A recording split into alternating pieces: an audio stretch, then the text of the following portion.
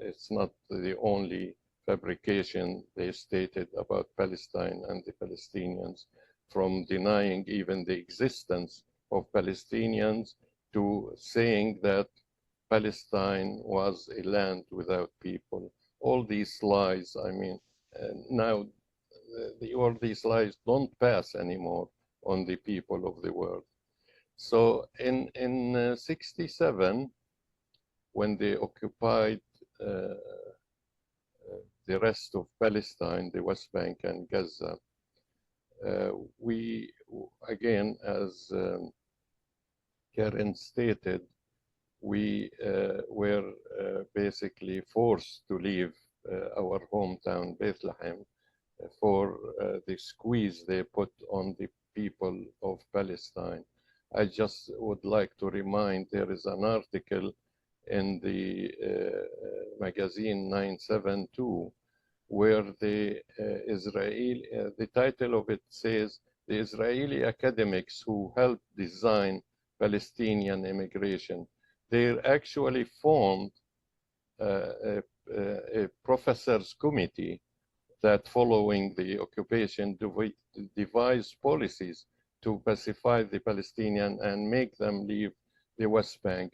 I'll put a link if people are interested on the chat to see that it is systematic what Israel was doing. They wanted really to empty the land and have a supremacist Jewish majority in Palestine. I just put the link to that study. So it's clear, you know, again, I would say genocide haven't started in October 7. Genocide started in 1948, 47, 48, where they committed atrocities and massacres that was unheard of.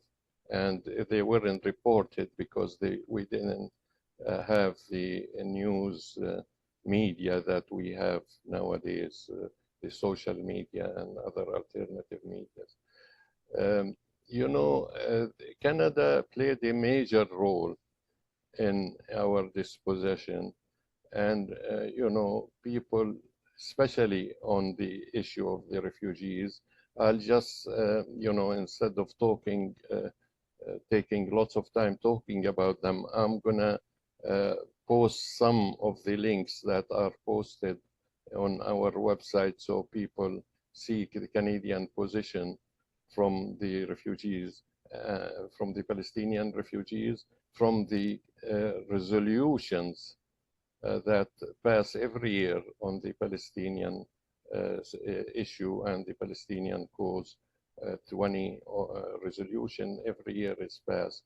And Canada recently, the last 10, 15 years, they've been opposing most of these resolutions, including the resolution that states that Palestinians has a right to return, and especially the person displaced after 67. They oppose this resolution, although hypocritically they state in their policy paper that you know, the West Bank and Gaza and the Golan Heights and Jerusalem as an occupied territory. So if you really consider it occupied territory, why you oppose people who've been forced out, whether economically or through military conquest? Why you don't allow them to return if you consider it occupied territories? It shows the hypocrisy and the double standard of the Canadian government. You know, just I'll post some of these links for people on the thing when I finish, but I'd like to conclude that, you know, we are not fighting Israel. We are fighting the US superpower. And the same, this is not new. This has been from day one, from the acceptance of Resolution 181, the US twisted arms of 3 countries to change their vote to pass the Resolution when if I recall, it was Philippines, the Ivory Coast, and some Latin American countries. So it's clearly, since then, we've been fighting US and British imperialism in the Middle East. We fought British imperialism when they conquered Palestine and colonized Palestine, but also after the collapse of the so-called empire of the British Empire, the US took that role. Gaza operation, Israeli operation, exposed all this facade and showed that without the US, Israel can continue with its genocide and with its occupation of Palestine and denying the Palestinian people their self-determination. Canada is playing a role, you know. Also, it's clear what Canada stands for. They're still sending arms to Israel in spite of the genocide that's taking place. They not just send genocide, they send special forces after October 7 to help Israel, you know, locate, you know, the prisoners that the resistance movement took during October 7th.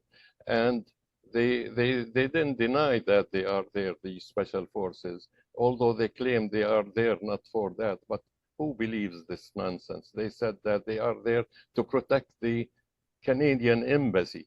You know, I mean, what a joke.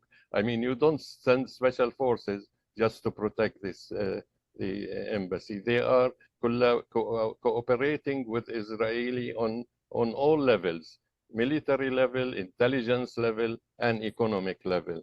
And it's about time that we stand up for all these